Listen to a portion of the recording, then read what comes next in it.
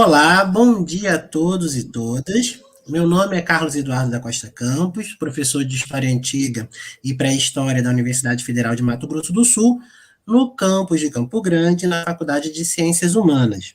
Hoje nós vamos dar prosseguimento a mais um Diálogos no Átrio, dessa vez retornando com o nosso querido amigo e grande pesquisador, professor Dr. André Bueno, da UERJ. Então, gente, eu gostaria de fazer alguns informes iniciais, antes da gente começar a nossa fala, anunciando a vocês que tem um post fixo no canal, informando sobre o horário da lista de presença e informando sobre o momento das perguntas. Gostaria de ressaltar também que não é necessária inscrição prévia, basta assinar a lista de presença ao final da palestra. Bom, falar do professor André Bueno é falar de um amigo. Como vocês podem ver, eu trago na maioria das vezes meus amigos, que são pessoas queridas para mim, que me acompanham há longos anos. A gente tem trabalhos em conjuntos, boa parte de vocês que estão aqui viram o simpósio de ensino de história online. O professor André Bueno é o fundador do simpósio, junto com a professora Dulce, lá na universidade, que é a nossa professora agora de Nova Andradina, mas eles eram da Unespar. Então, é muito interessante observarem essas questões de trocas mútuas, de coleguismo saudável acadêmico.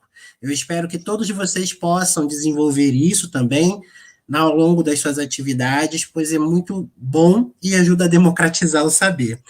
Tanto é possível democratizar que hoje a gente vai ter essa oportunidade de conversar sobre China Antiga com o professor André Bueno. O professor André Bueno é um dos nossos primeiros sinólogos no país. Então, pertence a uma das primeiras gerações de sinólogos, principalmente trabalhando com China Antiga. Então, vocês já viram na disciplina de Antiguidade Oriental as dificuldades que nós passamos para justamente levantar uma quantidade de materiais sobre o assunto.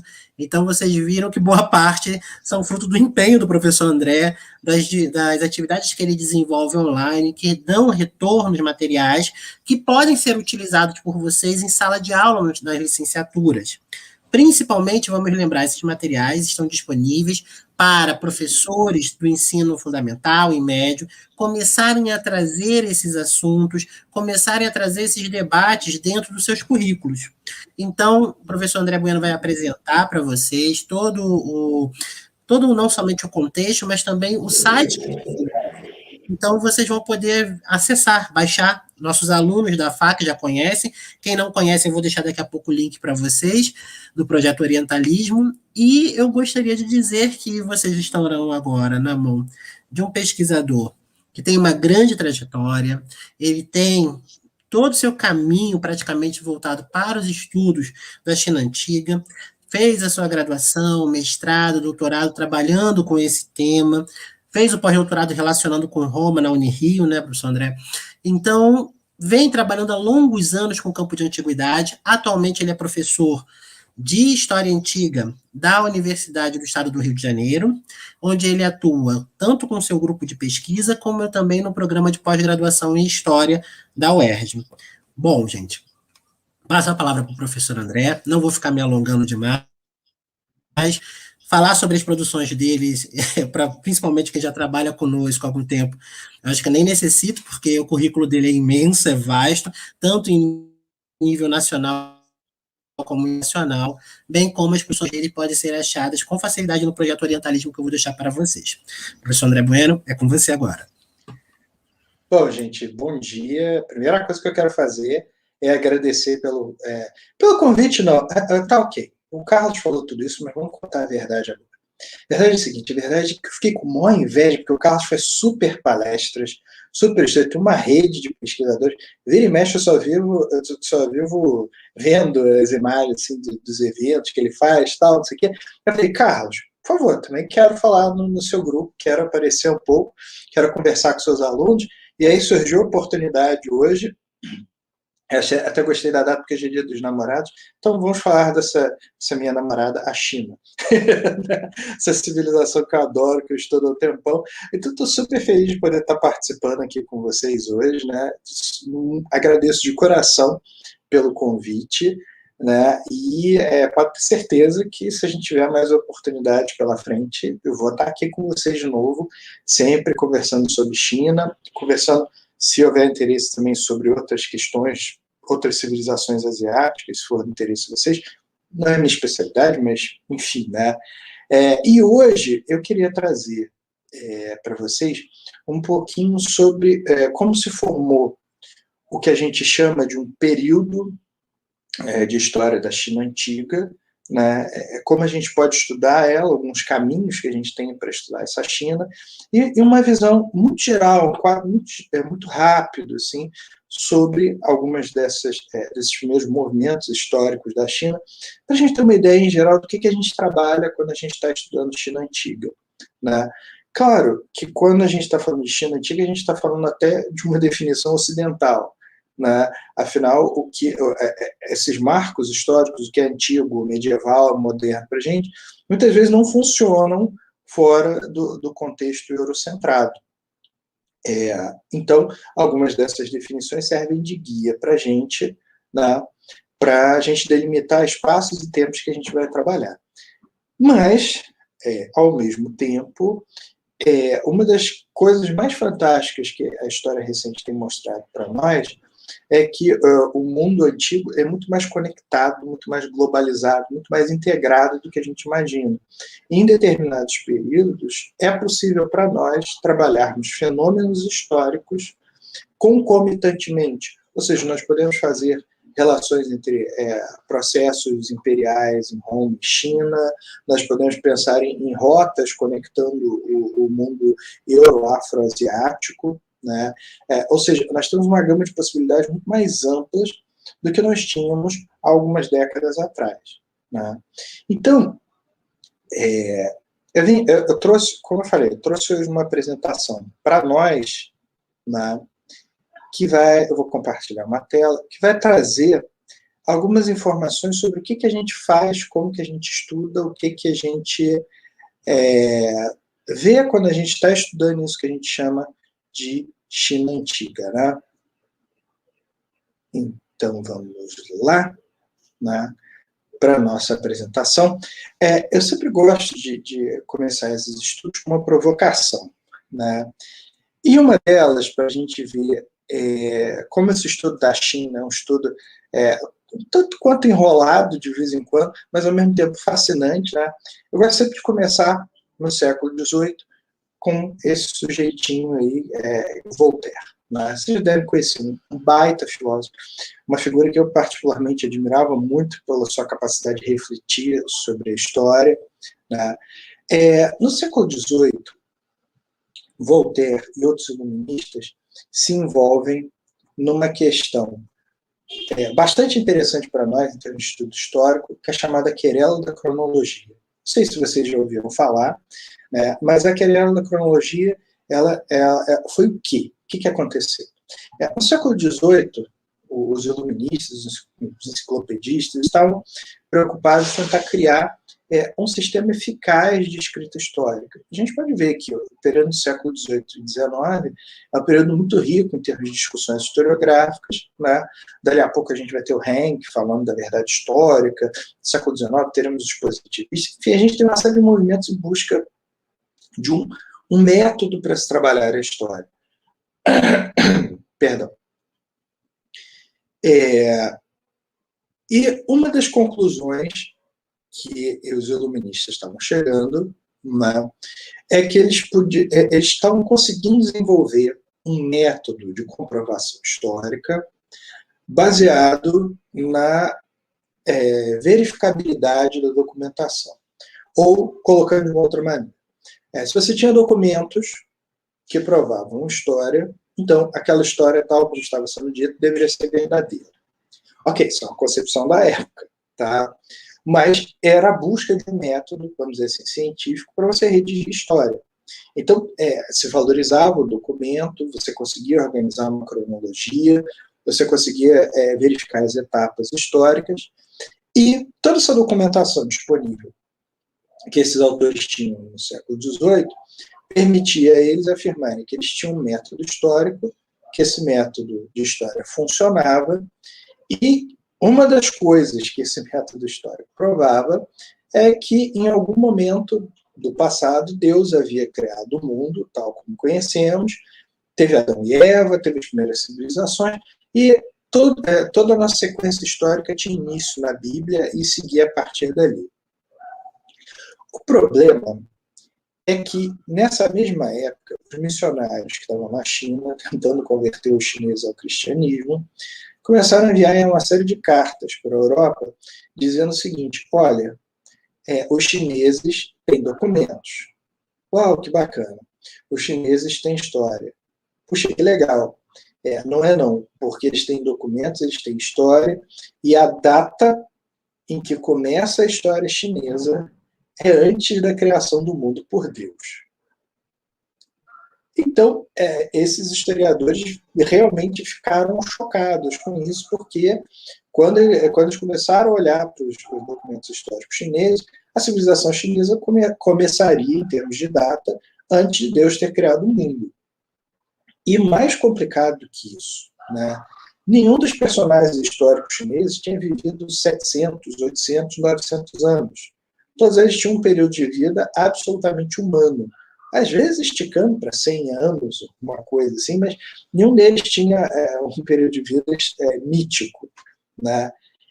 E esses historiadores ficaram sem saber o que fazer, né? Porque, para Voltaire, inclusive, né, isso mostrava um paradigma importante em termos de construção histórica, das duas uma. Ou tinha um problema no método, ou tinha um problema na religião. E é óbvio que, para a maior parte dos pensadores europeus, isso era uma questão seríssima. Porque se você escolhesse pela visão religiosa, pelo surgimento do mundo das mãos de Deus, então você teria que abandonar o método que você demorou tanto para trabalhar, para elaborar, pensar, etc. E tal.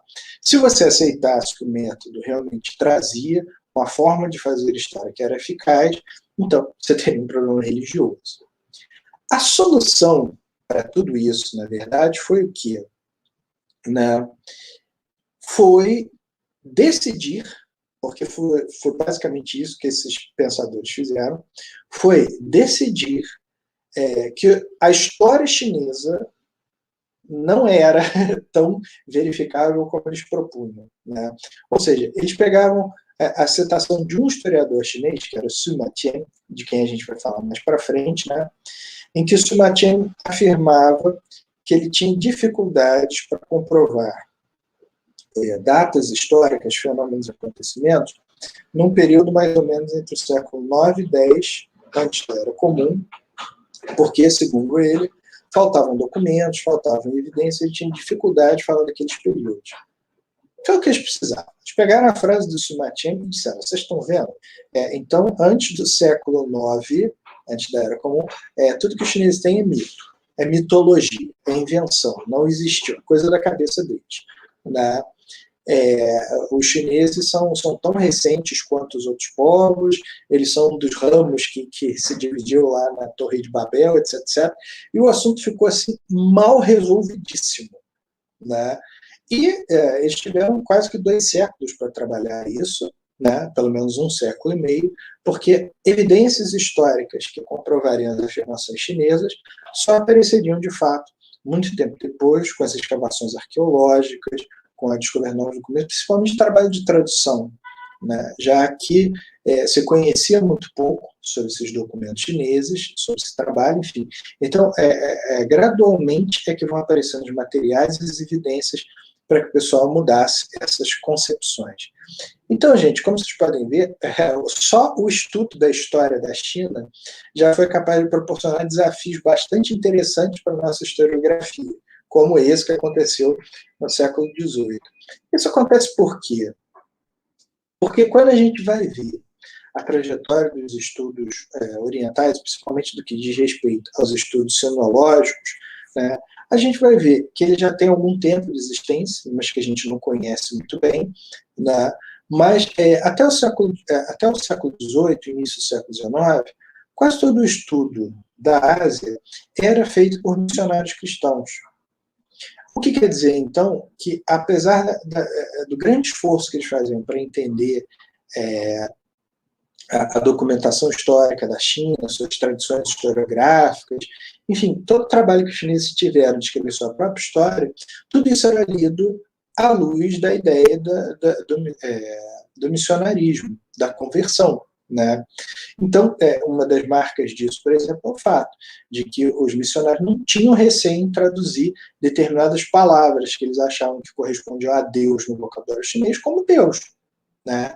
E isso era um problema, porque muitas vezes os chineses estavam usando termos, como, por exemplo, quando eles se referiam ao céu, né? O céu, entre os chineses, pode ser o céu, tipo que a gente está olhando lá para cima, pode ser o dia, como pode ser uma concepção ecológica que poderia ser apropriadamente traduzida como natureza, né? Um conjunto de leis ecológicas que regem a história do planeta. E para os missionários, se existe um conjunto de leis racionais e naturais que comandam o planeta, isso é Deus, né? Então, esses estudos só vão mudar o seu perfil, principalmente a partir da segunda metade do século XIX, com o imperialismo europeu, né? Esse imperialismo, esse colonialismo, vai exigir que os estados criem secretarias, escritórios, programas de estudos estratégicos que envolvem o conhecimento das outras civilizações, né? No caso da China, isso vai ficar muito claro com a criação de cursos de línguas, a formação de profissionais que serviam tanto a agenda colonial, né? Ou seja, servindo ao governo em questões administrativas, mas também havia uma ideia muito comum naquela época, e ao meu ver em particular bastante saudável, de que você tinha, até mesmo para você ter qualquer relação política, ou em última instância para dominar, que é o objetivo do imperialismo, mas você precisava conhecer as tradições, a cultura e a antiguidade dessas civilizações, né? Por que eu falo que essa ideia é saudável? Porque ela é muito necessária até os dias de hoje, né? Civilizações como China e Índia não podem ser explicadas desconectadas do seu passado, né? Esse é um problema, inclusive, que surgiu no campo de estudos chineses. Por quê? Porque essa chamada sinologia que surge no século XIX, ela está muito preocupada em traduzir os textos chineses, em compreender a materialidade chinesa. Mas após a Segunda Guerra Mundial, os norte-americanos vão conceder os chamados estudos de área, né? Ou seja, são os estudos que são voltados para questões estratégicas e civilizações específicas. Então, você vai ter a criação da área de estudos chineses, não de sinologia, mas de estudos chineses, de estudos soviéticos, de estudos indianos, de estudos japoneses, que são áreas em que os especialistas estudam a língua, estudam história contemporânea, questões econômicas, de relacionamento diplomático, etc. e tal, porque eles entendem que essas áreas seriam responsáveis pelas relações internacionais, pelos contatos que o mundo desenvolveria, e que o passado já havia passado, não era mais importante, né? Não é preciso dizer que essa concepção americana pegou, né, se expandiu muito rápido entre vários países europeus, em países do mundo mesmo, e ela mostrou todos os seus problemas também muito rapidamente, porque, afinal, uma série de decisões absolutamente desastrosas que países como os Estados Unidos tomaram em relação ao mundo, né, foram causadas pela incapacidade desses especialistas de perceber que algumas dessas civilizações têm um passado, e que esse passado era responsável pela maneira como eles pensavam e como eles viam o mundo, né? Então, a aposta errada dos americanos de que os comunistas iriam perder na China, a aposta errada dos americanos de que o Vietnã não seria capaz de resistir, ou seja, uma série de políticas que os americanos foram tomando, baseado na opinião desses especialistas chineses, se mostraram equivocadas, né? Por trás disso tudo também tem a importante crítica do Edward Said sobre o orientalismo, né? O Said originalmente publicou em 78, ou seja, o livro só foi sair no Brasil 20 anos depois, né? E eu lembro, inclusive, quando o livro Said foi publicado, né? eu fui um dos primeiros a ler esse livro, fiquei empolgadíssimo, né? E eu ia para a faculdade conversar sobre ele, todo mundo, esse cara é louco, quem que está interessado nisso? Quem quer saber de estudos pós-coloniais? Isso aí é só mais um palestino reclamando e tal, não sei o quê. Bom, que bom que as pessoas mudaram de opinião e hoje em dia o Said é lido com mais respeito, né? Mas o que o Said trouxe para nós é que é uma constatação que parece absurda hoje em dia, da gente não ter percebido isso antes, né? Mas é que o Oriente, ou os muitos Orientes, eles são construídos no nosso imaginário, leia-se imaginário ocidental, de uma maneira proposital. Ou seja, eles são lidos de forma superficial, são civilizações do Oriente, da Ásia, são lidas de forma superficial, estereotipada, simplista, homogeneizada, porque o orientalismo serve a um programa político que é o quê? O de construir uma ideia de que as civilizações afro-asiáticas são, de fato, inferiores, numa escala cultural, uma hierarquia cultural imaginária promovida pelo Ocidente, e por causa disso, elas deveriam ser submetidas ou elas iam compor uma espécie de série B dos países no mundo. Né? Essa ideia do Said foi muito importante, por quê? Porque o que o Said queria mostrar é que o orientalismo é um fenômeno muito recente na história. Né? Se a gente for ler outros trabalhos, como do André Wunderfunk ou do Jack Good, que a gente vai ver, né? Mas o que a gente nota é que a história da Ásia, da África, como o próprio Good falou, são histórias roubadas. São histórias de grandes civilizações que, ao longo de toda a trajetória da humanidade, foram extremamente poderosas. A China, inclusive, até o século XVIII, até o final do século XVIII, a China, só ela, era responsável por 1/3 do PIB mundial. Ou seja, um em cada 3 reais produzidos no mundo era chinês. Né? Então a gente tem que se perguntar se essa ideia de um predomínio eurocêntrico, né, se ela não foi criada agora, porque a impressão que a gente tem quando a gente está na escola é que parece que foi sempre. Né? Que a Europa sempre esteve no centro de tudo, que a Europa sempre governou o gestão do mundo, que todas as coisas giravam em torno da Europa. Né? É isso que o Jack Good denuncia de uma forma brilhante no Roubo da História, quando ele mostra que todas as outras tradições históricas, elas, de uma maneira ou de outra, são submetidas a essa visão eurocêntrica e, por consequência, elas são diminuídas na sua importância e na sua escala de uma história global. Né? Obviamente que isso aí tem uma série de problemas. Né? Que problemas são esses? Nem todo mundo aceita essa ideia. A gente vai encontrar sinólogos e especialistas hoje em dia, inclusive, que gostam de afirmar que são orientalistas. Né? Você tem o Robert Irwin, Daniel Pipes, são especialistas que falam, não, ser orientalista é um elogio, não é um problema, né? Porque nós estamos estudando o Oriente, né? Nós estamos buscando explicá-lo para o Ocidente. Né? Então a gente vê aí que sobrevive por trás de tudo uma concepção ainda que é colonial ou que tem como ponto de partida, que tem como locus a sua própria cultura como norteador de conhecimento das outras culturas. Né? O que a gente tem que ler com muito cuidado, né?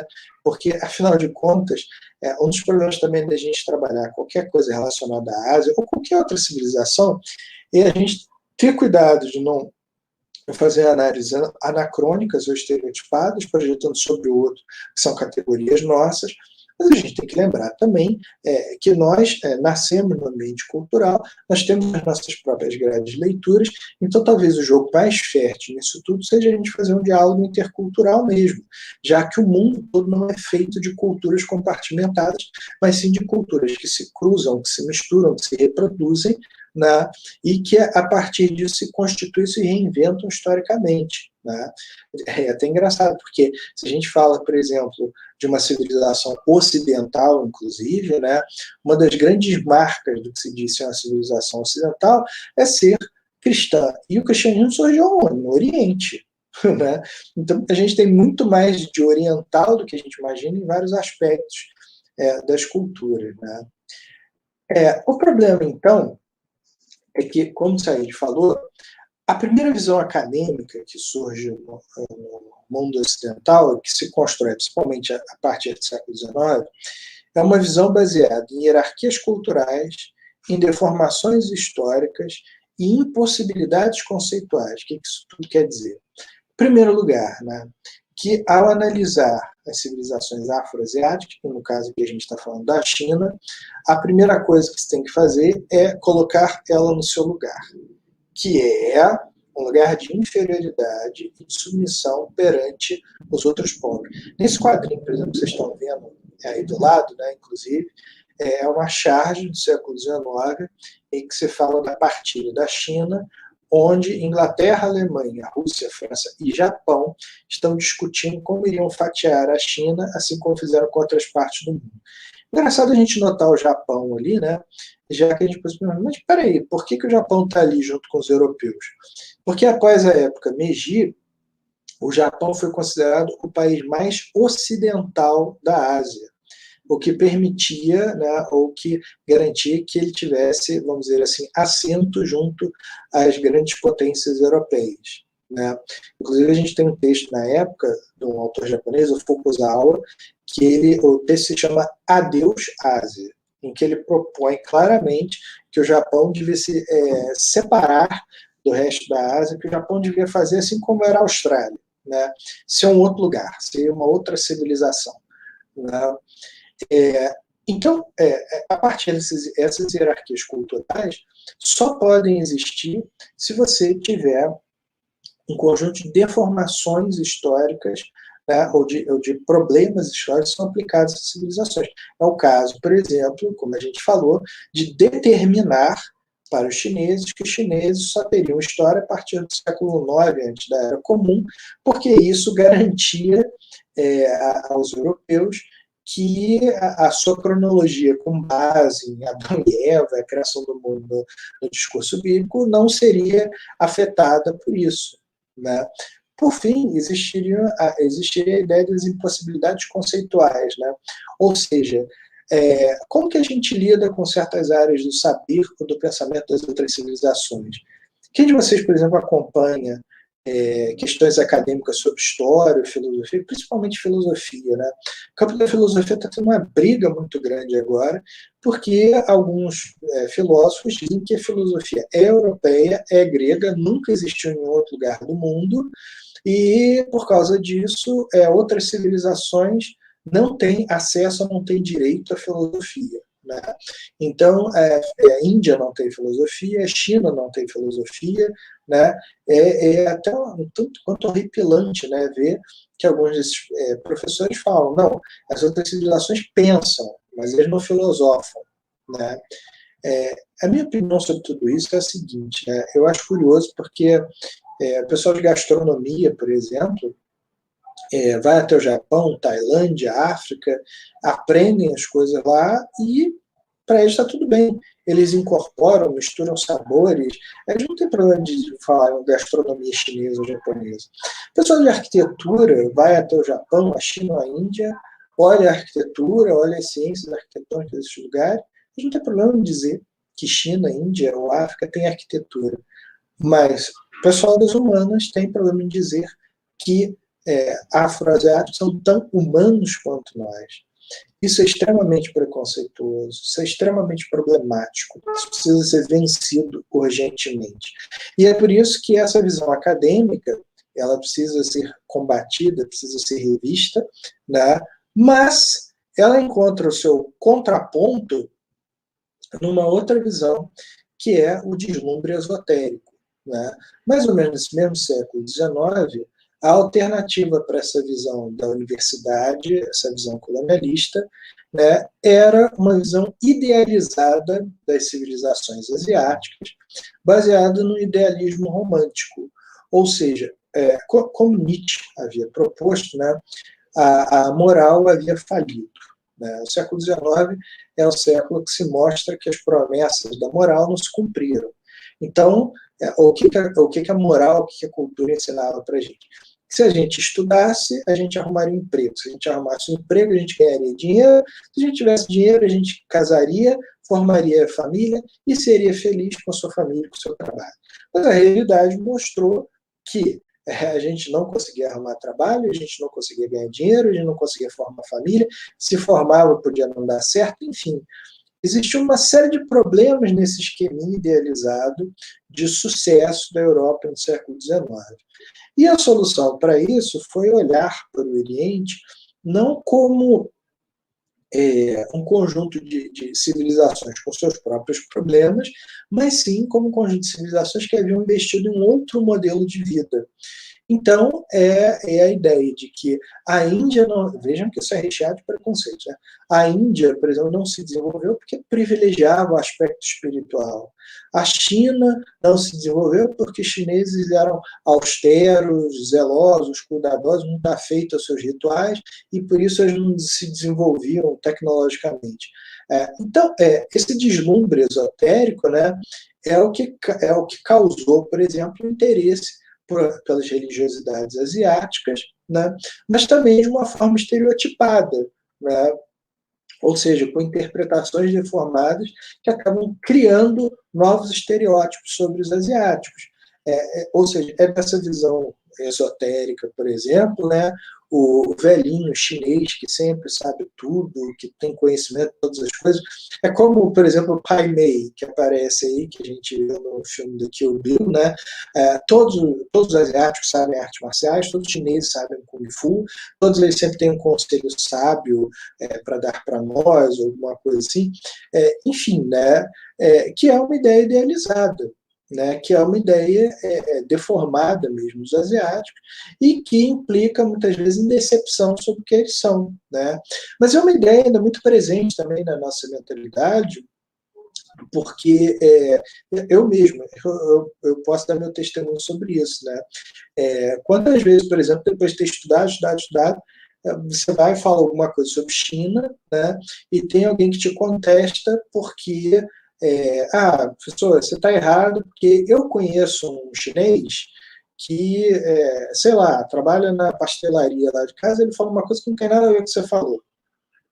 Gente, como se, ou seja, as pessoas projetam sobre os asiáticos como se todos eles fossem grandes entendedores de sua própria cultura. Né? Vocês imaginem, vamos fazer o caminho contrário. Né? Vocês imaginem, por exemplo, que, sei lá, um especialista asiático, um chinês estudou literatura brasileira na China, conhece Machado de Assis, estudou, sabe tudo, sabe um monte de coisa sobre os romances do século XIX, e aí ele vem aqui para o Brasil, desce, primeira coisa que ele faz quando ele sai no aeroporto, ele vai tomar um chá, vira para a garçonete, para a tenente do restaurante e fala assim, vem cá, posso te fazer uma pergunta, você é brasileiro, né? Sou. Para você, Machado de Assis é impressionista, realista ou romântico? Cara, vocês iam achar isso uma doideira, não é não? Porque, bom, enfim, a questão aí que eu quero trazer é a seguinte, é que nós aqui no Brasil, todos, não somos especialistas, por exemplo, em uma coisa tão específica quanto a literatura brasileira. Né? Se bem que do jeito que a situação está, né, é capaz de a gente encontrar especialistas hoje em dia realmente fazendo de tudo. Né? A gente está dirigindo Uber, eu mesmo já trabalhei em restaurante antes de virar professor, ou seja, acho que é bem capaz de a gente conseguir dar uma resposta para o especialista chinês. Né? Mas, enfim, o que eu quero dizer com tudo isso é que os caras não são especialistas na sua própria história. Né? Como eu estava falando, quando eu estava dando um exemplo que eu dei aqui, né? Vez ou outra eu encontro críticas aos meus textos, que não são críticas baseadas na leitura de um especialista ou de outro. É só porque, sei lá, o mestre do Kung Fu do cara disse que era. E o sujeito acredita que o mestre dele falou, né? Porque ele o sabe. Então, essas coisas todas permeiam o nosso estudo sobre a China, e é uma outra questão que a gente tem que enfrentar também, porque senão a gente vive nesse deslumbre, e ele é um deslumbre superficialista. Ele não permite a gente a contemplar as culturas com seus problemas e com a sua complexidade. Né? Então, quando a gente pensa no que é uma ciência sinológica, ou seja, numa logia sobre a China, né, que no caso China vem de sino, no latim, né, então acabou-se que criou essa ciência das coisas chinesas, a sinologia, né. Então, a maneira como se pensa a sinologia é uma maneira alternativa a essas duas visões, né. Em primeiro lugar, porque esse estudo da China antiga que a gente quer fazer e das várias outras Chinas depende de algumas circunstâncias fundamentais que são, primeiro, a gente compreender que os chineses, eles próprios, produziram conhecimento sobre a sua civilização. Eles têm, na verdade, uma tradição historiográfica que é hoje a tradição mais antiga ainda em produção no mundo.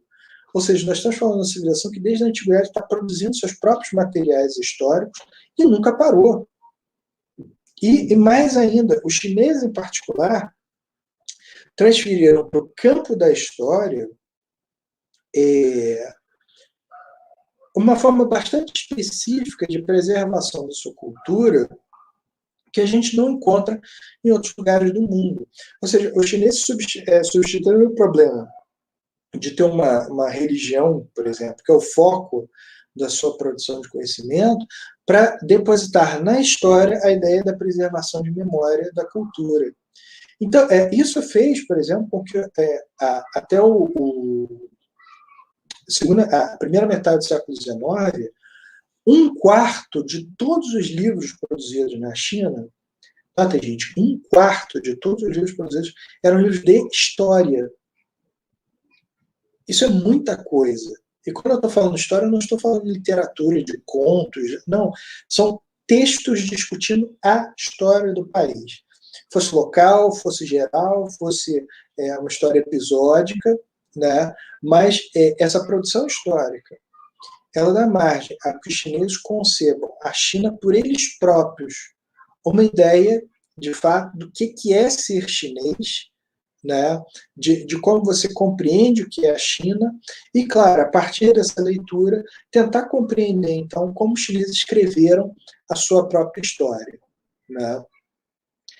Isso tem a ver com a maneira como a gente compreende, inclusive, o próprio ideograma, o próprio logograma que significa história na China. Né. Como vocês podem ver, né, esse esqueminha que a gente fez, a primeira ideia do logograma história é algo parecido com registrar alguma coisa, né? Você pega um estilete ou um pincel, então você escreve, registra aquilo que aconteceu. Né? É interessante que desde a China Antiga, inclusive, segundo os próprios chineses falam, todas as cortes, todos os nobres, todos os lugares onde havia qualquer espécie de reunião pública discutindo os fatos ou os eventos ocorridos, contavam com dois especialistas, um deles anotava os principais elementos daquele evento, a data, local, o horário, o que aconteceu, e guardava essa informação de forma sumariada, enquanto o outro tentava anotar as ideias fundamentais sobre aquele episódio. Se houve um discurso, se não houve, quem falou o quê, para que esse material fosse cruzado depois e criasse capítulos sobre cada um desses eventos ou etapas. Né? Mas é interessante porque o ideograma chinês pré-história, ele foi, vamos dizer assim, misturado ou comparado, não, mas foi sintetizado junto com outro conceito chinês, que é o conceito de centralidade. Né? Aquela palavra que aparece ali embaixo, centralidade, ou Zhong, tanto é que país do meio, China, Zhongguo, né? E essa ideia de centralidade, ela é importante por quê? Porque ela significa, então, que história não é apenas registrar o passado, mas também, se vocês puderem comparar o ideograma junto com o outro, é algo parecido com reter a centralidade, ou seja, você guardar o fio condutor que conecta a civilização ao seu passado e faz com que ela seja preservada ao longo de todo esse tempo. Ou seja, quando os chineses estão conversando sobre a sua própria história, né, eles não acham estranho, por exemplo, no meio de uma conversa sobre temas absolutamente atuais, citar Confúcio ou citar um outro autor do passado, porque, para eles, essa cultura é uma cultura que se assenta em camadas. é uma mesma cultura que está se desenvolvendo. Então, você ser chinês hoje em dia é você vivenciar, você compartilhar essa herança que vem desde a antiguidade. Então não tem como você se deslocar disso, não tem como você dizer eu sou chinês, mas não gosto de Confúcio. Quer dizer, você pode até não gostar, mas de uma maneira ou de outra você tem alguma coisa confucionista, né?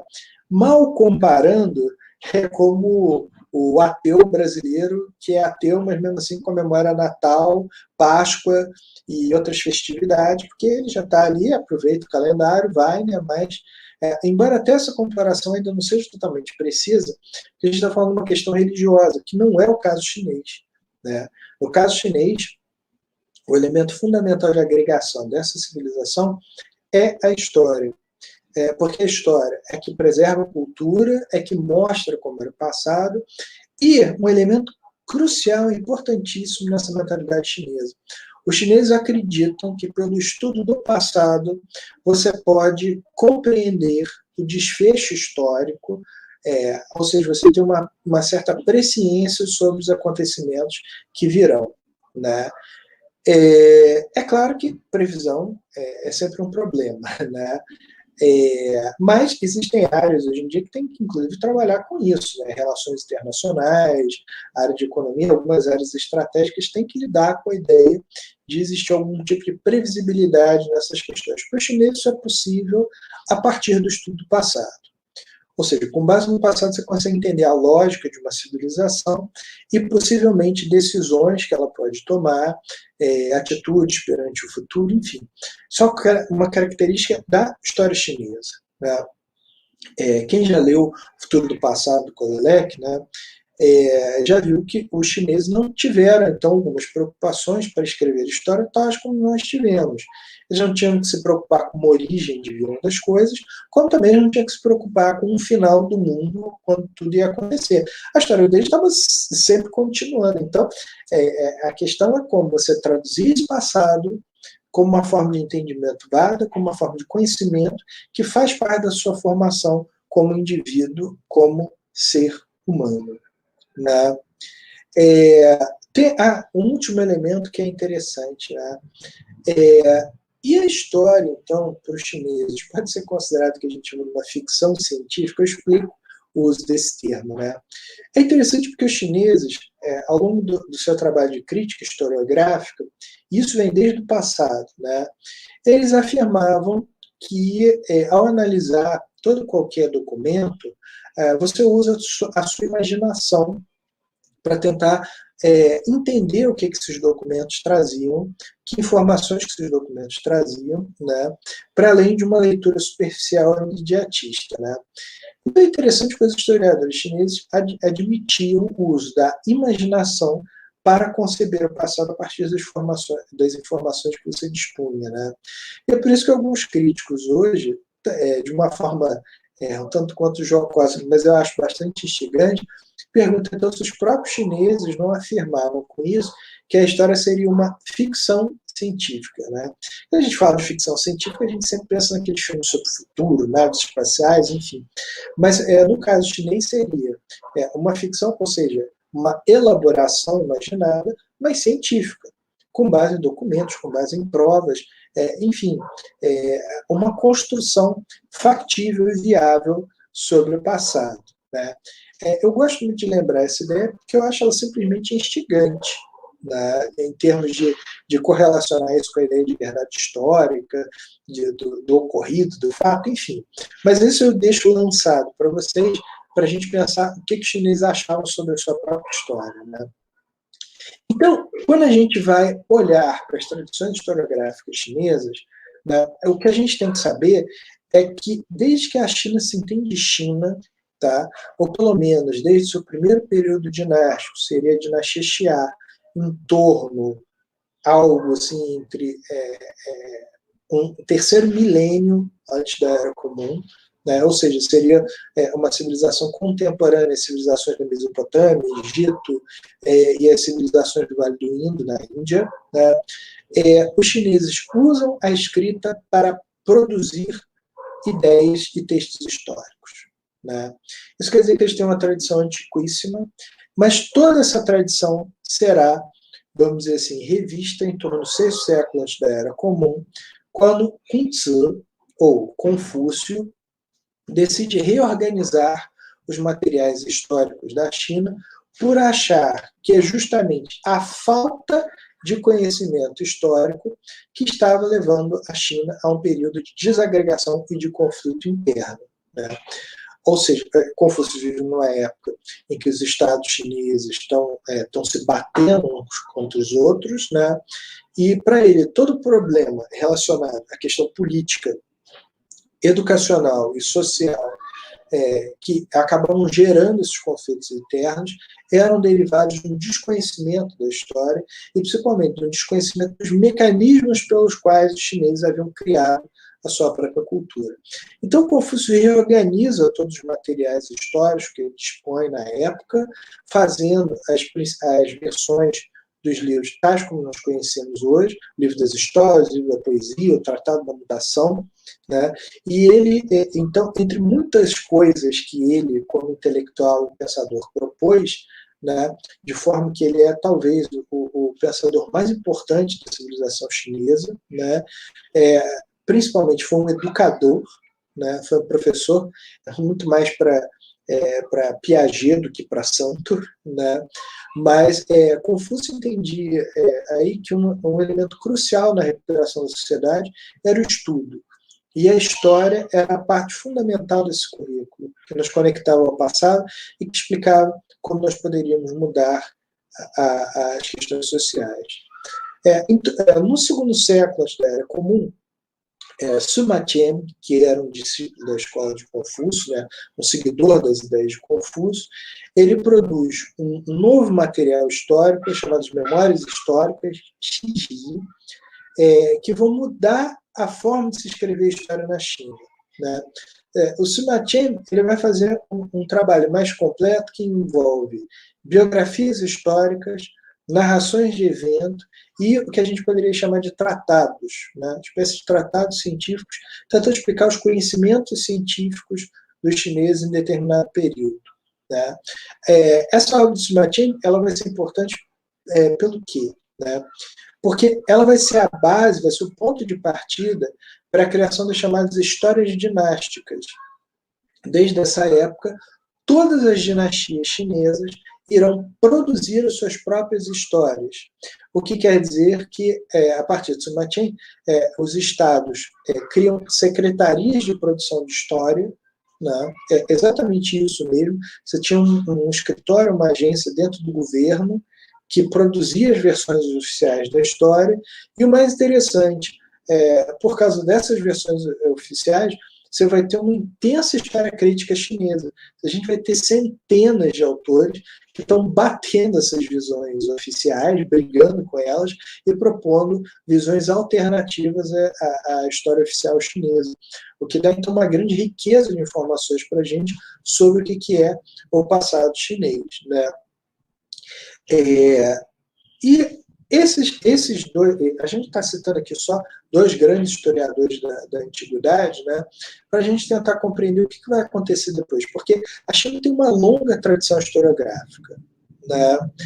A história para os chineses é uma narração da sua cultura, do seu desenvolvimento, do seu processo de continuidade, e, por consequência, todos os pensadores mais modernos na história chinesa, de uma maneira ou de outra, embora eles, hoje em dia, principalmente, invistam e tenham bastante conhecimento sobre teorias ocidentais de construção da história, de uma forma ou de outra, eles continuam recorrendo aos materiais chineses, porque esses materiais e métodos chineses se provaram muitas vezes eficazes, né?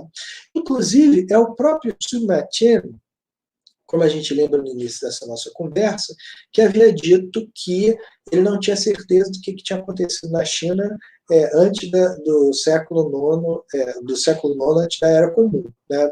Mas, coisa curiosa, Sima Qian, ele vai propor uma cronologia para períodos históricos chineses de 1500 a 2000 anos antes dele, dizendo que eles estavam montando aquele organograma, que é aquela cronologia, baseada nas informações que eles dispunham, né? Arqueólogos como o Gomorrah, que aparece ali do lado, né, vão participar de escavações arqueológicas na China, principalmente a partir de 1922, né, mas elas vão continuar ocorrendo até o período da Segunda Guerra Mundial, e muitas dessas escavações vão encontrar vestígios arqueológicos que provam que aquilo que o Sumartino estava dizendo estava correto.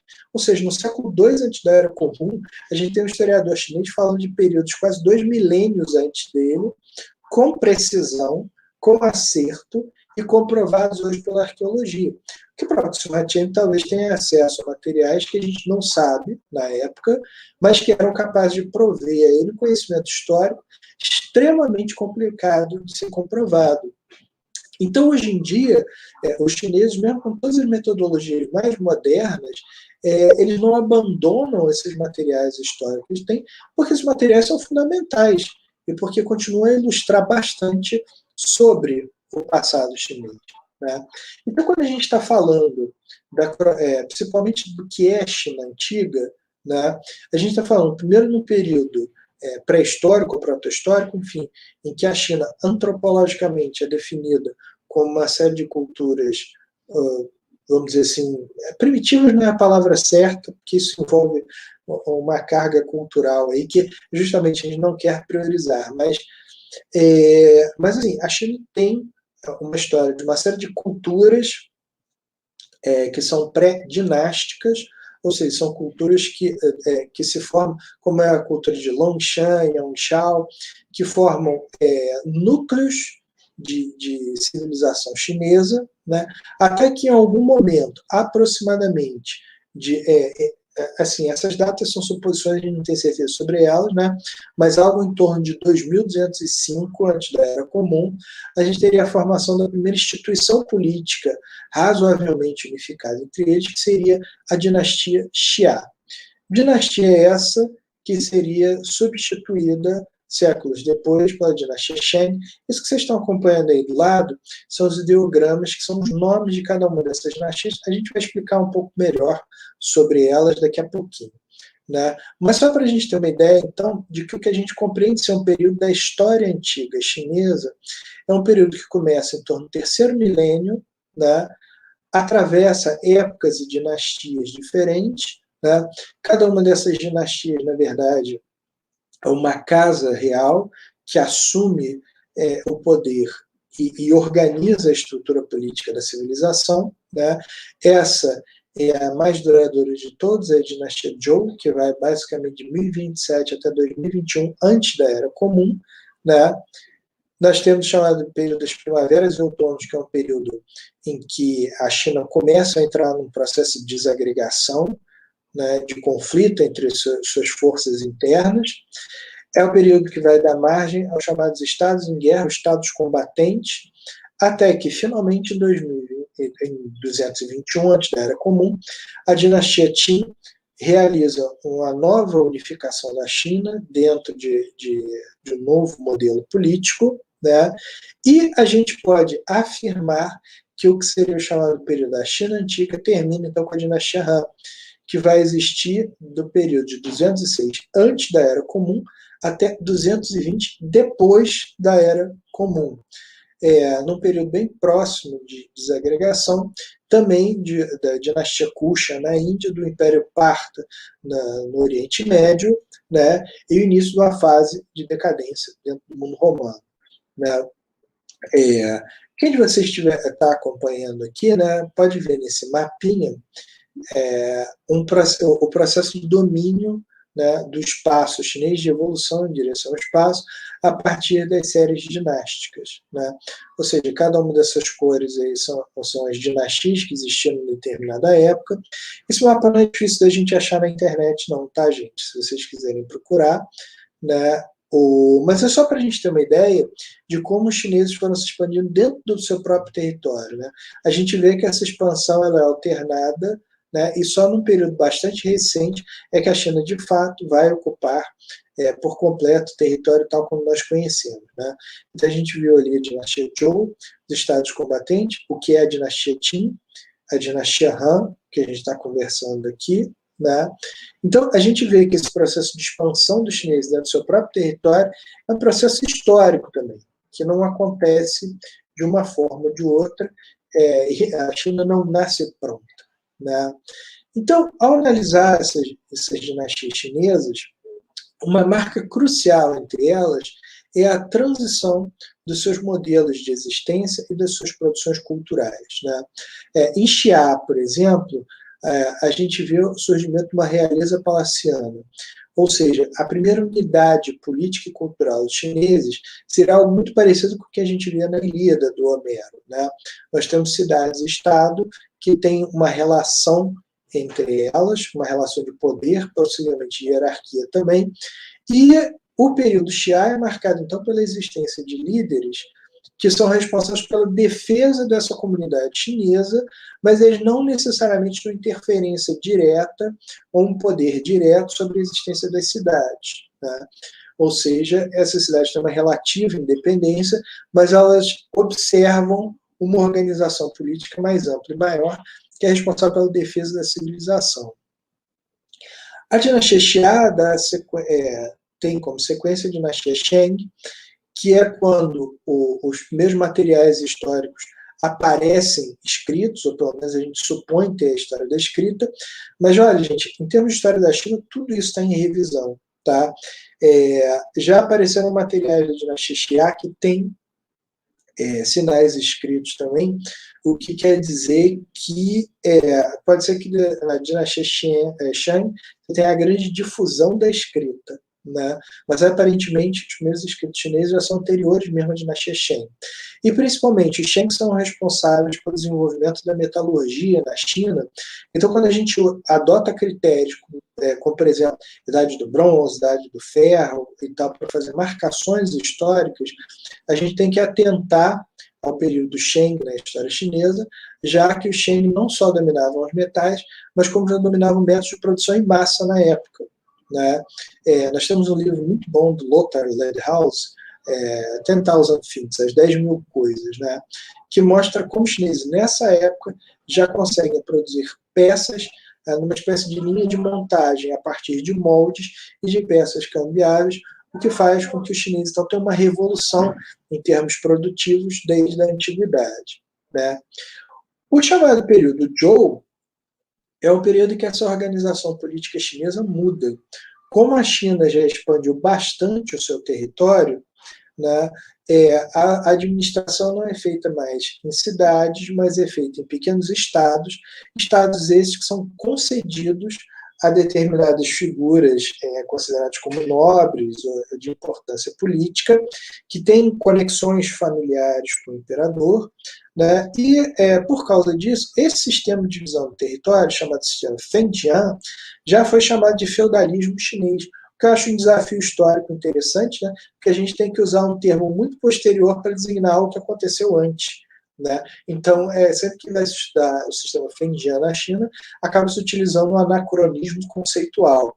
Mas é um sistema, de fato, muito parecido com o que acontece na chamada Idade Média Europeia, porque você tem uma série de nobres ordenados hierarquicamente, que poderiam muito bem ser traduzidos como condes, viscondes, barões, etc. e tal.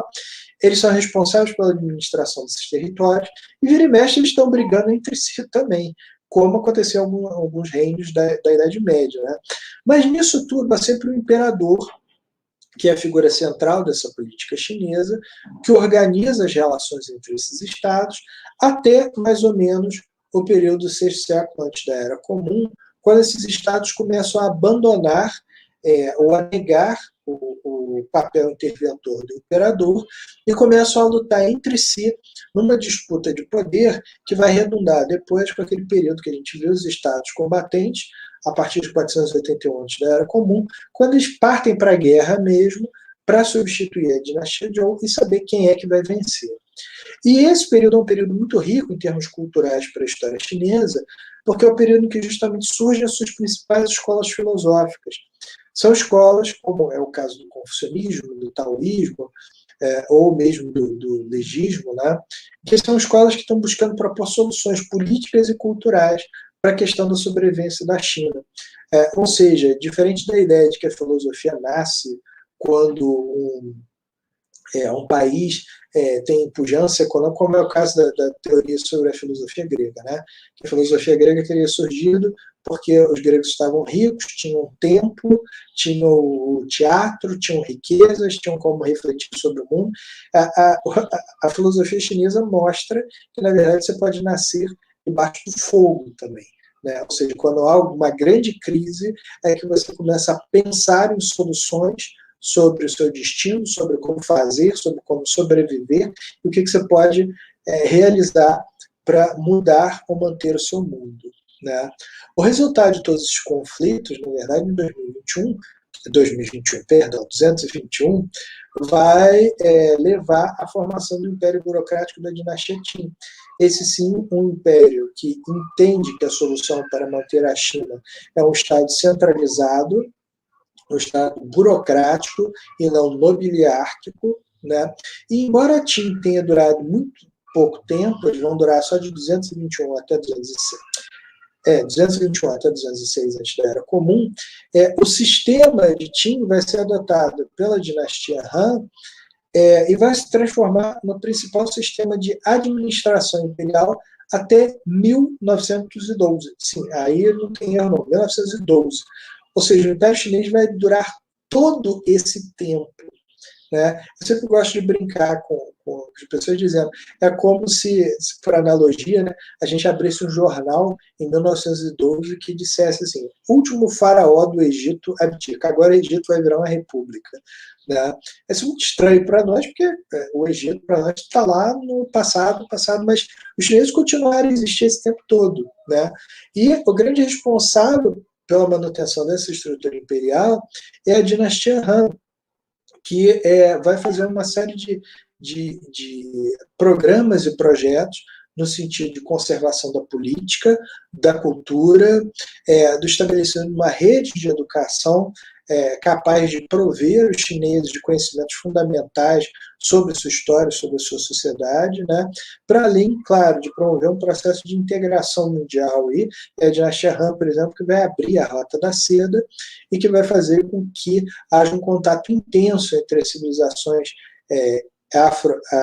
afro-europeias, né, com a Ásia, né, um sistema de troca comercial de ideias que hoje a gente reencontra nos discursos mundiais sobre novos processos e fenômenos de globalização. Né. Por isso que quando a gente trabalha com a China, principalmente a China antiga, a gente gosta de brincar, nós sinólogos, né, falando que a China, na verdade, é um camaleão. Né? A China, ao longo da história, ela consegue mudar muito sobre a sua forma, muita coisa na sua cultura muda, muitas coisas se transformam em termos de produção, em termos de ideias, mas ao mesmo tempo os chineses conseguem manter uma essencialidade sobre o que é ser chinês, sobre o que é ser a sua ideia de cultura chinesa, né, que é o principal responsável por uma identidade cívica. Né? Ou seja, ser chinês não é uma coisa só. Né? Às vezes, quando a gente olha para os chineses, né, você buscar um modelo só do que é chinês é a mesma coisa que você querer explicar o que é ser brasileiro. Né? Existem várias manifestações possíveis e formas de entender do que é ser brasileiro. Né? Mas os chineses conseguiram desenvolver um conjunto de conhecimentos ideias históricas que são herdadas dessa antiguidade e que fazem com que até hoje eles chineses se entendam chineses a partir disso. Né? Tanto é que a etnia majoritária na China hoje em dia, que é a etnia Han, tem esse nome justamente por causa da dinastia Han. Então, o que permeia a existência da ideia de uma cultura chinesa é a sua antiguidade baseada na concepção de uma preservação da história, de algumas ideias centrais que delineiam o que é ser chinês, no que o confucionismo tem uma importância fundamental aí, como um conjunto definidor de valores, de ideias e de conceitos. Né?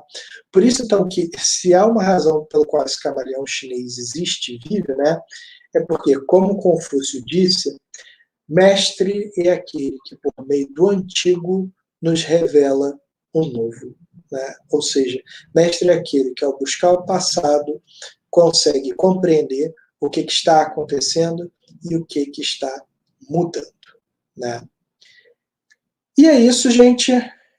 Agradeço, então, a todos vocês por terem assistido. né, essa apresentação, enfim. Eu não sei se a gente tem um espaço para perguntas, então, para conversar, enfim, né? Mas fico à disposição de vocês. Convido vocês a visitarem o projeto Orientalismo, né? Que o professor Carlos já vai compartilhar com vocês. Esse projeto em que a gente compartilha materiais sobre história antiga da China e da Índia, né? E mais uma vez agradeço vocês por terem me escutado hoje. Espero que vocês tenham gostado.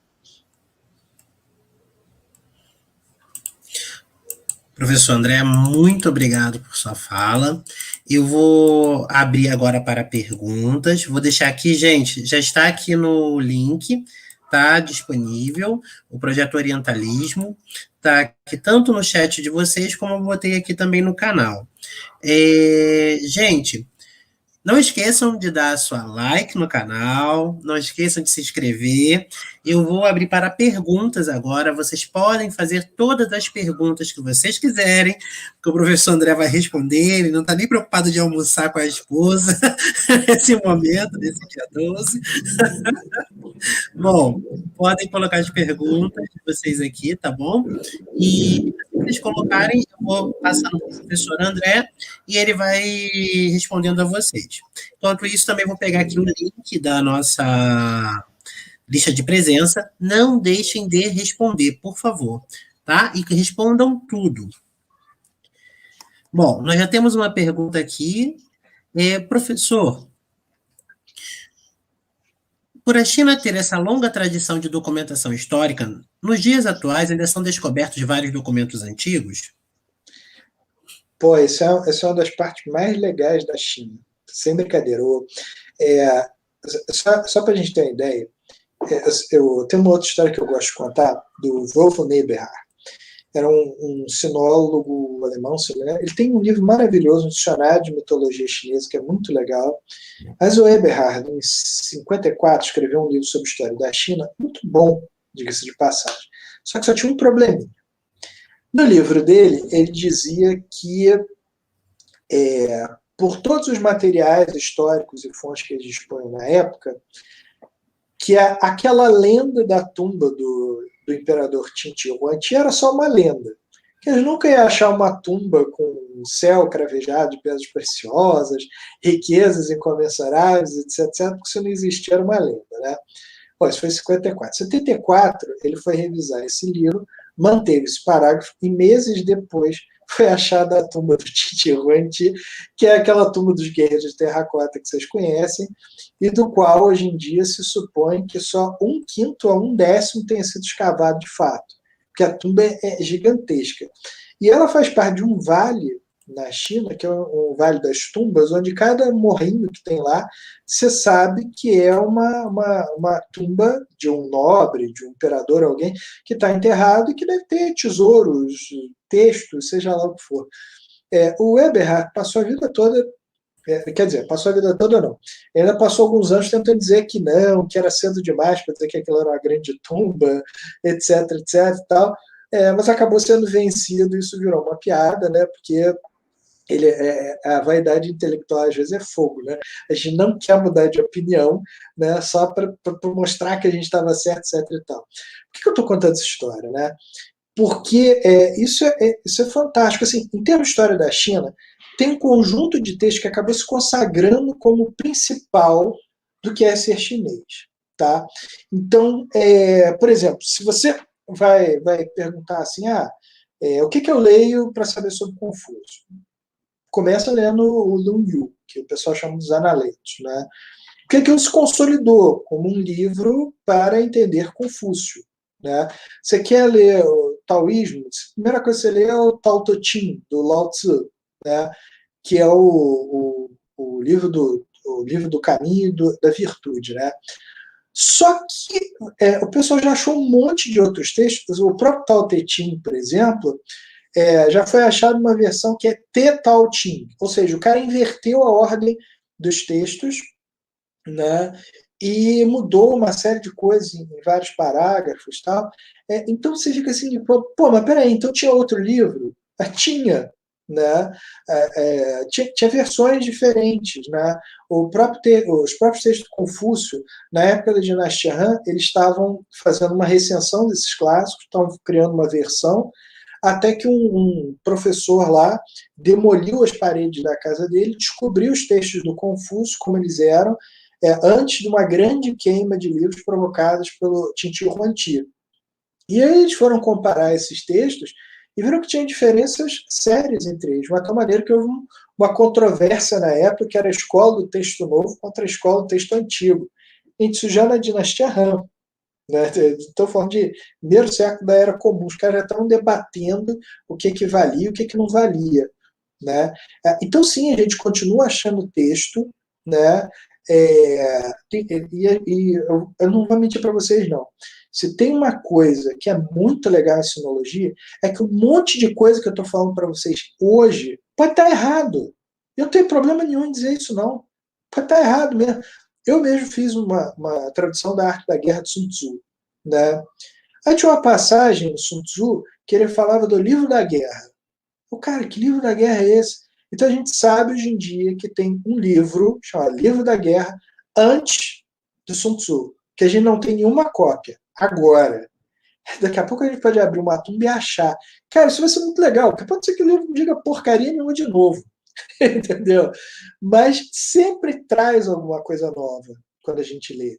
Então, realmente, história da China, cara, ela é muito legal por causa disso. Ela não te deixa sossegado. Não tem como você estudar a história da China e virar um especialista encarquilhado que vai defender concepções arcaicas, tipo, por que Confúcio disse isso? Acabou, cara, não tem. A coisa vai mudando mesmo, vai atropelando. E o legal é isso, a gente ter essa liberdade de poder mudar de opinião em algumas coisas, justamente por causa das fontes que a gente vai achando e vai encontrando e lendo. Né? Por isso que eu falo para vocês que a antiguidade não é uma coisa estática, presa no tempo e que acabou, o que está dito já foi dito e a gente não pode mais pesquisar. Sempre a gente pode olhar por outro olhar, a gente pode ter novas leituras a partir de novos métodos e também a partir dessas descobertas das fontes. Então, para vocês que são alunos de antiguidade afroasiática, escutam eu falando quando eu começo a discutir fontes de pesquisas para estudo da antiguidade afroasiática, está aí a resposta do professor André. Observem que às vezes o santo de casa não faz milagre, mas quando vem outro de fora, eles conseguem compreender. Eu venho trabalhando muito isso com eles, professor André, sobre a questão de que não é porque já está num texto estabelecido que vai ser sempre assim, e que a cada ano os achados que nós vamos tendo vão trazendo novas leituras sobre determinadas questões, incluindo também teorias e métodos, né? Então, querendo ou não, olha o que os estudos feministas promoveram para a gente na antiguidade para o olhar sobre a mulher, para o olhar sobre o gênero, né? Novas leituras que a gente passou a fazer sobre as fontes que já estavam muitas já estavam ali, mas a gente não olhava, não tinha esse olhar na história. Então, cada corrente teórica, cada metodologia desenvolvida traz novos olhares, tanto para o que já tem, como também, se dependendo, ajuda a trazer coisas novas, né? Sim, com certeza. Inclusive, isso é um ponto importante mesmo, né? A ideia de uma historiografia masculina, toda feita por homens, gente, isso é só porque ainda não acharam uma tumba que tenha textos feitos por mulheres. Por que não? Né? Quer dizer, por que a gente está contando que a gente nunca vai achar? O primeiro texto escrito com autoria na história da humanidade é de uma mulher, da Enredoana. Mas o primeiro texto assinado com autoria reconhecida. Né? Então, em termos mesmo de história da China, você tinha um texto que era o Manual Feminino, no G, né, que era considerado o manual de orientação de comportamento das mulheres na China. Hoje em dia se conhece 4. E da mesma época, você tem os textos taoístas que falam que você devia cultuar a mulher, né? Que a mulher é igual ao homem, que é a outra metade do céu, que era yin yang, então tinha que estar em harmonia. Então, tem muita coisa, né? Nunca para. Então, é isso que você falou, Carlos, é como a gente olha, né? Porque a gente olha para os textos, a gente vai tão afoito procurando o texto daquilo que a gente quer, que a gente deixa de ver o resto, né? A gente devia. E aí, então, como é que pode, por exemplo, a gente ter passado décadas inteiras sem ver que os romanos escreveram sobre os chineses e vice-versa, porque ele está procurando outras coisas, né? Exato. O Hamilton e a Priscila fizeram uma pergunta que se conectam sobre textos, né, para indicar, né, relativos ao orientalismo e os estudos sobre China antiga. Priscila e Hamilton, isso já passei para vocês aqui o link do projeto Orientalismo. Ali vocês vão encontrar essas publicações que o professor André ele organiza e já acho que já responde a vocês sobre o que vocês podem desenvolver de leituras ali. Eu vou passar agora para a pergunta da professora Camila Comerlato. A professora Camila é a nossa supervisora do PIBID aqui na FAC. Uhum. Poderia comentar um pouco sobre o taoísmo e a sua influência na China antiga? Uhum. A chamada escola taoísta, a escola do Tao, ela é uma dessas escolas que surge em torno do sexto século antes da Era Comum, como uma opção às questões políticas e sociais que estavam se enrolando na época, né? Cada uma dessas muitas escolas que surgem na China estão propondo projetos diferentes em relação ao mundo no qual estão vivendo. Confúcio é o que se preocupa em resgatar a cultura e montar um projeto educacional, né? Os legistas queriam fortalecer o Estado, criar um Estado centralizado, enfim. O taoísmo do Lao Tzu, ele é diferente nesse sentido porque ele é uma espécie de uma contracultura, né? O que eles defendem é abandonar aquele mundo. O Lao Tzu ele achava que, na verdade, todo o problema da cultura estava na própria cultura, né? Então, se as pessoas estavam brigando entre si, é porque a cultura era o problema. Então, se você acabasse com a cultura, né, acabariam com os problemas.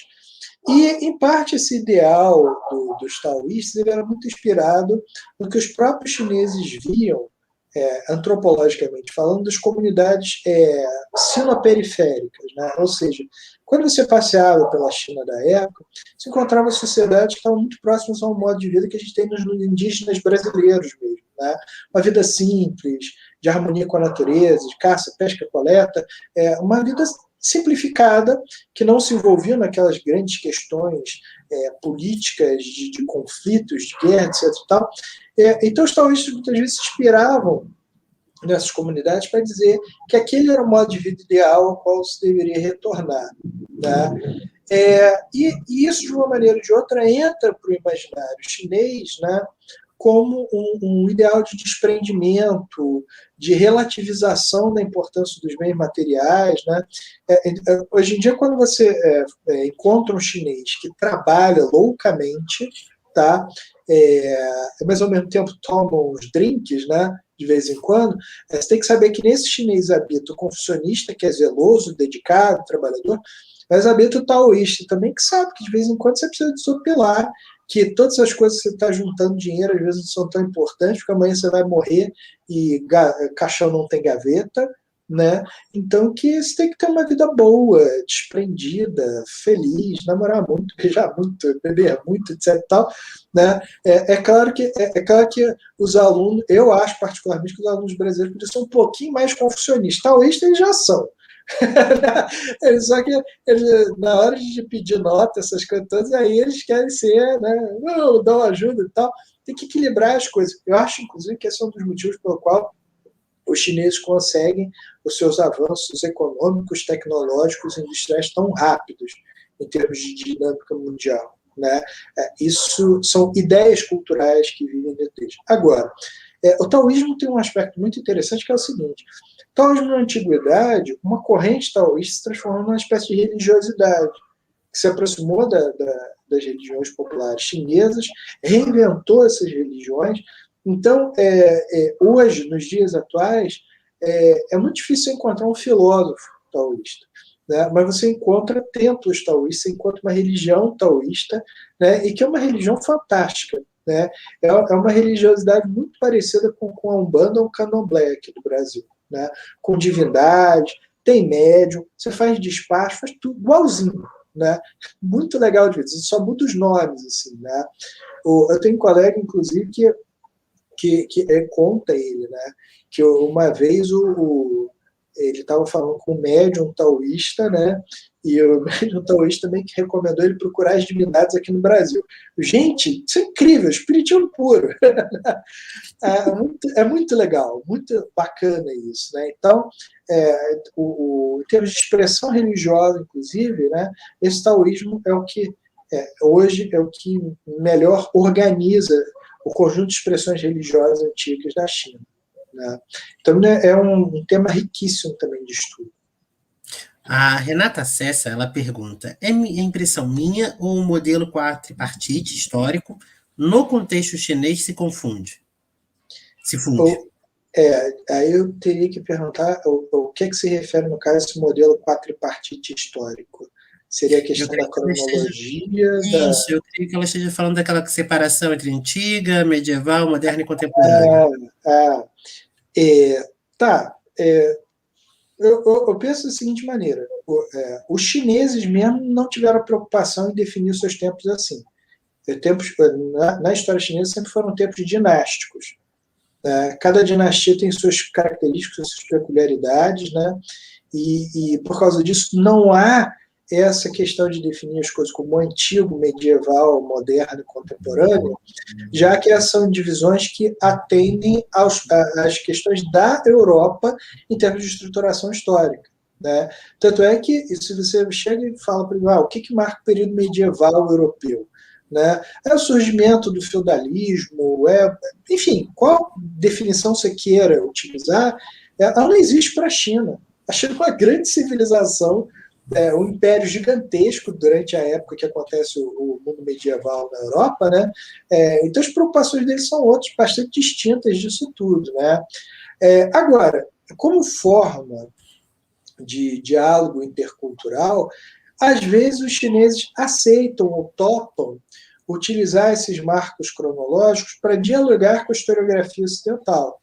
Então, vez ou outra, você vai ver textos tipo História da China Medieval, né, em que o cara está usando, o autor, o sinólogo, está usando medieval apenas como o espaço temporal em que estão acontecendo as coisas na China, correspondente ao espaço da Europa.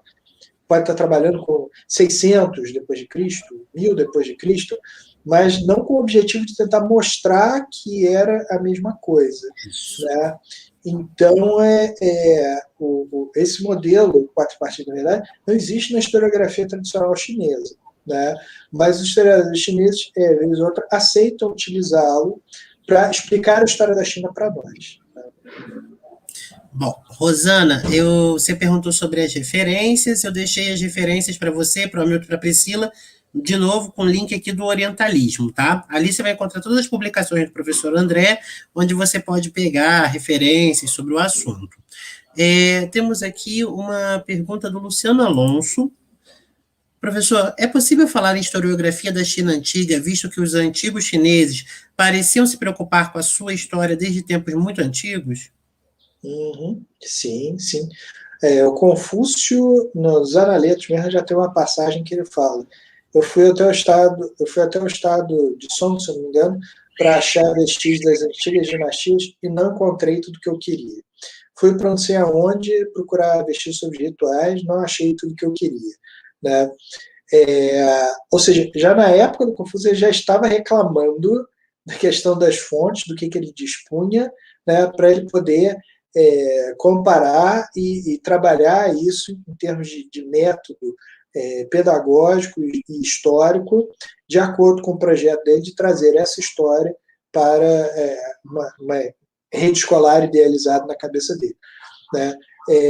Na época de Subachen, 4 séculos depois, você tem vários historiadores disputando e discutindo, né, como se escreve a história, principalmente a partir de fontes diferentes, né? Porque, embora você tenha métodos ou modelos de produção histórica que sejam mais ou menos similares, eles estão trazendo informações diferentes, estão trazendo visões diferentes, e os historiadores tentam, em certa medida, como é o caso de Martin, dar um parecer sobre isso tudo, porque ele sabe que o que ele está escrevendo, no final, vai ser a versão dele.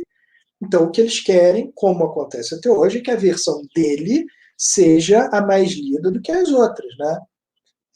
Eu pelo menos não conheço nenhum historiador que escreve dizendo, eu estou escrevendo, mas ninguém vai me ler, não. Tu pode aceitar as outras, deixa a minha no cantinho. Acho que os historiadores querem, na verdade, que a sua visão seja compartilhada pela maioria. Né? Então, sim, a gente tem um trabalho de discussão historiográfica na China que é extensíssimo, né? Atravessa os milênios. E ele antecipa, inclusive, em muitas questões, os debates historiográficos no Ocidente, como a questão das descontinuidades temporais, do relativismo na leitura da documentação, de não aceitar as documentações como absolutamente verdadeiras só porque estão escritas, né? Os chineses, na verdade, brigam muito sobre isso, né? Eles pegam o texto e falam, isso aqui está errado, porque eu li fonte X, Y, Z dizendo que isso não está certo, né? Então você tem debates mesmo, brigas entre esses caras, mostrando que tem uma discussão historiográfica por trás da produção desses textos.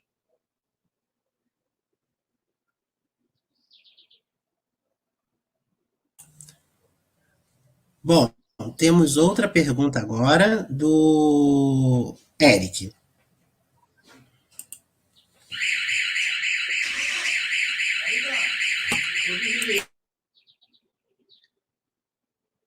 Professor, como foi a literatura e a produção artística através de traduções de dinastia, gostaria de saber se outras fontes poderiam descrever o passado chinês.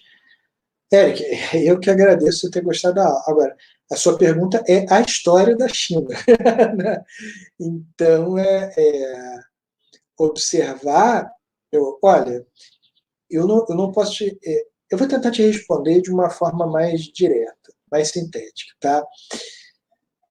Penso eu que, na verdade, o que marcam as dinastias são as diferenças de produção. Porque cada dinastia busca ter marcas identitárias, seja no programa visual, no uso das cores, das estátuas, dos símbolos, como até mesmo no que eles privilegiam em termos de literatura, de conhecimento, de pensamento. Né? Então, eu, na verdade, responderia essa tua pergunta invertendo-a e colocando nesse plano, né? De que a gente entende muitas vezes o que são as dinastias pela mudança nos seus paradigmas culturais, que influenciam justamente o que é a literatura e a produção artística. Vou dar um exemplo. Né? Os chineses, por exemplo, não tinham problemas com nu. Né? Você vai achar pouquíssimos nus na história da China. Né? Porque o sexo, o corpo era considerado naturais. Não havia problema nisso. Mas após a invasão mongol, que é a invasão de uma civilização extremamente misógina e que reforça muitos aspectos misóginos, machistas da civilização chinesa, durante a dinastia Ming, que sucede, tem o surgimento da pornografia, tem o surgimento de livros e obras pornográficas. E por que disso? Porque a pornografia é uma reação que é o proibido.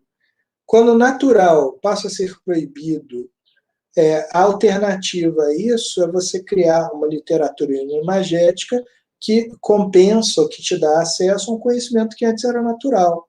Né?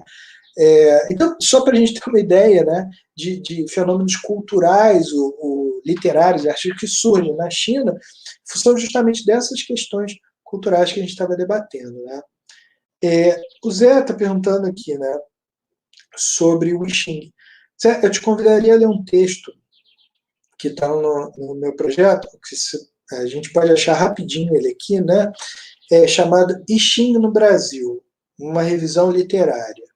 Esse texto de 2016, mas ele traz informações sobre o I Ching, né, e quais são as traduções do I Ching no Brasil, o que cada um traz. Tal. O I Ching é basicamente um manual de ciências da natureza da China antiga. Né?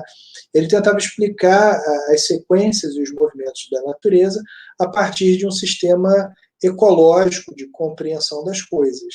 Né? Mas o que acontece? Isso que é engraçado. Né? Pelo I Ching compreender, ou pelo menos mostrar como os padrões da natureza funcionavam, os chineses acabaram desenvolvendo a crença de que o I Ching poderia, então, prever o desfecho de determinados acontecimentos, se você fosse capaz de consultá-lo como oráculo. Né?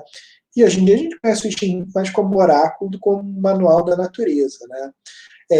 O Confúcio, inclusive, é engraçado que o Xing é muito conhecido pelos taoístas, né?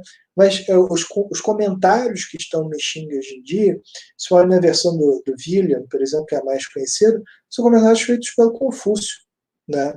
Foi o Confúcio que reeditou o livro e que tentou explicar ele para a posteridade, né, e principalmente o significado das linhas, o que cada uma delas dizia, respeito em termos sociais, em termos de justamente oraculares ou preditórios, né, o que faz que seja um livro riquíssimo, né, e um livro bastante interessante de ser consultado. Né. Eu não vou mentir para vocês, não, eu já tive experiências muito interessantes com o Xing, de usá-lo como oráculo, tal, surpreendente mesmo, né. É, eu convido a leitura, porque é um livro bastante interessante. Né? Bom, pessoal, acho que acabou as perguntas.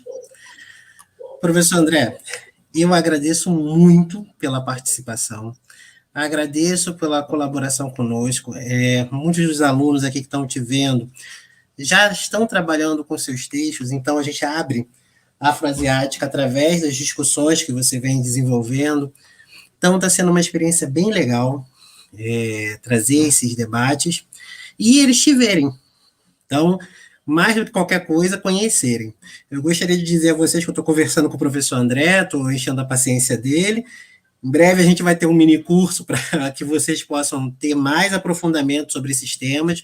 Hoje é uma introdução. Em breve, nós vamos ter um mini curso, a gente vai separar, professor André, temas, para vocês irem aprofundando e conhecendo mais sobre esse mundo que é a China antiga, tá bom? Então, professor, muito obrigado. Pessoal, obrigado pela presença de vocês. Usem máscara, tá? Continuem se cuidando. Não esqueçam que a máscara é essencial. Tomem as vacinas, vamos ficar curados para logo a gente poder estar saindo do virtual, voltando para o presencial e poder ter uma roda de conversa na universidade, poder estar com vocês, o professor André, discutindo de forma presencial também. Mas isso não significa que a gente vai abandonar o online também. A gente vai trabalhar das duas formas, porque isso tem ajudado muito. Glória, lista de presença foi passada, não deixa de preencher, tá? Tá aí acima no chat.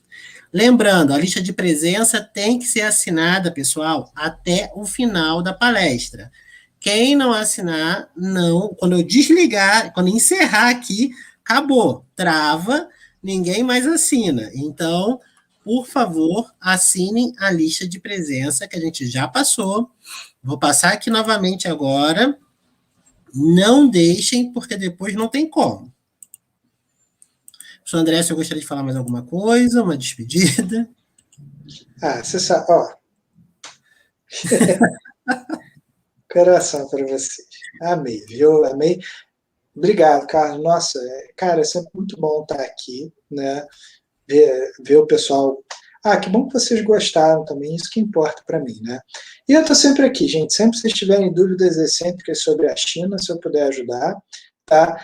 Olha, sinceramente, só não sei receita de fazer cachorro, tá? Ainda bem, né? Olha, não sei como se faz escorpião, né? Enfim, essas bobagens aí eu não conheço não, mas amei estar com vocês, viu? Muito obrigado mesmo. Eu convite para vocês irem ao projeto, que vocês precisarem sempre eu estou aqui, tá bom? Pessoal, a lista de presença está aí. A gente vai encerrar, daqui a pouco a gente vai travar. Então, assinem logo, tá? Então, 11h10 eu estou travando a lista. Obrigado, Milena. Obrigado, Tiago. Obrigado a todos vocês, Renata, pela presença e até breve. Se cuidem.